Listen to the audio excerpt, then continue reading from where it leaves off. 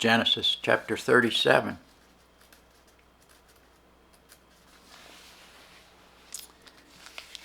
And Jacob dwelt in the land wherein his father was a stranger, in the land of Canaan. These are the generations of Jacob. Joseph, being 17 years old, was feeding the flock with his brethren, and the lad was with the sons of Bilhah, and with the sons of Zilpah, his father's wives. And Joseph brought unto his father their evil report. Now Israel loved Joseph more than all his children, because he was the son of his old age, and he made him a coat of many colors. And when his brethren saw that his father loved him more than all his brethren, they hated him, and could not speak peaceably unto him.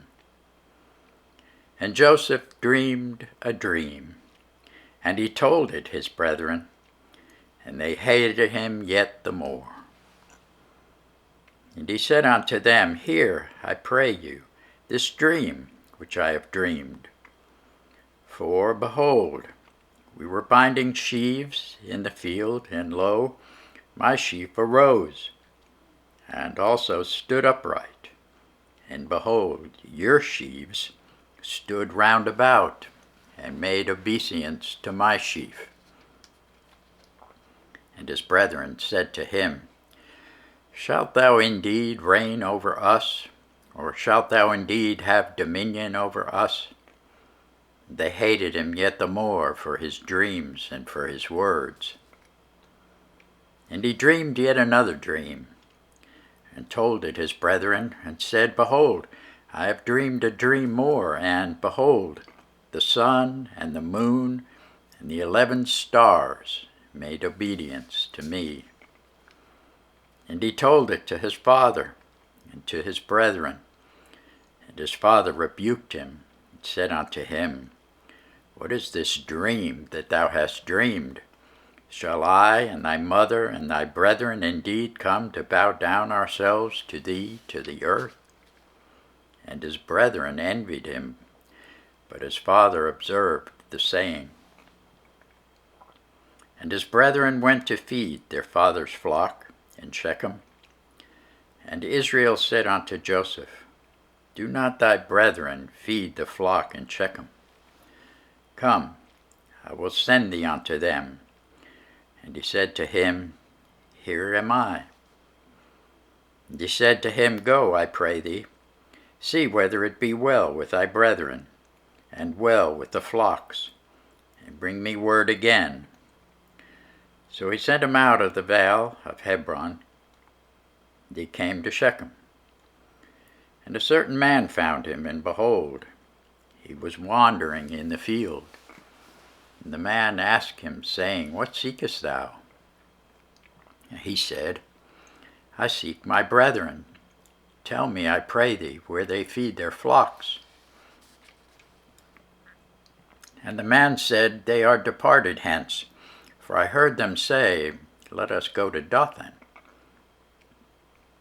Joseph went after his brethren, and found them in Dothan. And when they saw him afar off, even before he came near unto them, they conspired against him to slay him. And they said one to another, Behold, this dreamer cometh. Come now, therefore, and let us slay him, and cast him into some pit. We will say, Some evil beast hath devoured him, and we shall see what will become of his dreams. And Reuben heard it, and he delivered him out of their hands, and said, Let us not kill him. And Reuben said unto them, Shed no blood, but cast him into this pit that is in the wilderness, and lay no hand upon him, that he might rid him out of their hands, to deliver him to his father again. And it came to pass, when Joseph was come unto his brethren, that they stripped Joseph out of his coat of many colors that was on him. And they took him and cast him into a pit, and the pit was empty, there was no water in it. And they sat down to eat bread, and they lifted their eyes and looked, and behold, a company of Ishmaelites came from Gilead, with their camels bearing spicery and balm and myrrh, going to carry it down to Egypt. And Judah said unto his brethren, What profit is it if we slay our brother and conceal his blood? Come, let us sell him to the Ishmaelites, and let not our hand be upon him, for he is our brother and our flesh. And his brethren were content. Then there passed by Midianites, merchantmen. They drew and lifted up Joseph out of the pit, and sold Joseph to the Ishmaelites for 20 pieces of silver. And they brought Joseph into Egypt.